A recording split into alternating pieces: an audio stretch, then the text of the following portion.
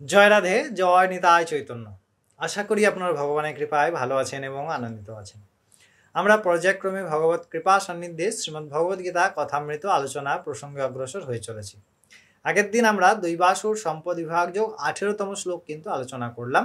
আজকে আমরা 19তম শ্লোক আলোচনা করব। এই 19তম শ্লোকে ভগবান সেই অসুর বৃত্তি বা অসুর সম্পদযুক্ত জীবের যে একটি ডিক্লারেশন দিচ্ছেন, যে তাদের সম্পর্কে একটি বিশেষভাবে ডিক্লারেশন করছেন। ডিক্লারেশনটা কি হচ্ছে তা আমরা দেখব।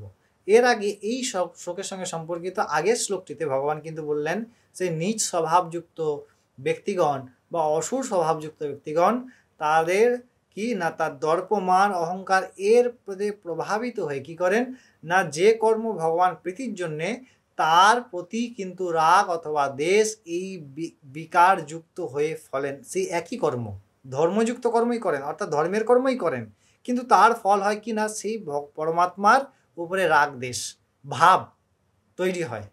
দেখুন, অনেক বিশেষভাবে পার্থক্য। অবশ্যই এই প্রসঙ্গটি অত্যন্ত যুক্তিযুক্ত। অবশ্যই যারা দেখেননি আগের শ্লোকটি অবশ্যই দেখে আসুন, আমাদের প্লে লিস্টের মধ্যে আপনারা পেয়ে যাবেন। চলুন আজকে এই শ্লোক সম্পর্কে বর্তমানে আলোচনা করা যাক। প্রথমেই আমরা এই শ্লোকটি আস্বাদন করব, তারপরে আমরা এই 19তম শ্লোকের বিস্তারিত আলোচনায় যাব ভগবান কি ডিক্লারেশন করছেন।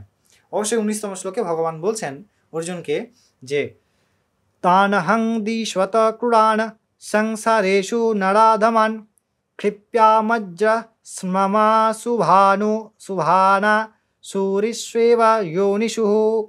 কি করেন না সেই দেশ বশত বা দেশ স্বভাববশত বা ক্রূর স্বভাববশত সেই সমস্ত জীব যারা অতি নীচ এবং অপবিত্র কর্ম সম্পাদন করেন, আমার প্রতি দেশ ইত্যাদি করেন, নিজের অহংকারে পরিপূর্ণ হয়ে সেই সমস্ত জীব বা সেই সমস্ত ব্যক্তিগণকে আমি অতি নীচ এবং অপবিত্র অসুর যোনিতে পতিত করি।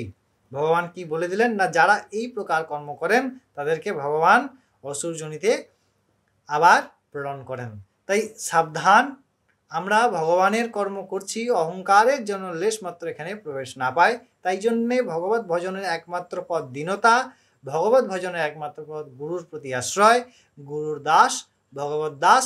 এই দীনতাই আমাদেরকে পরম পদ প্রাপ্তি করতে পারে, অতি উচ্চ।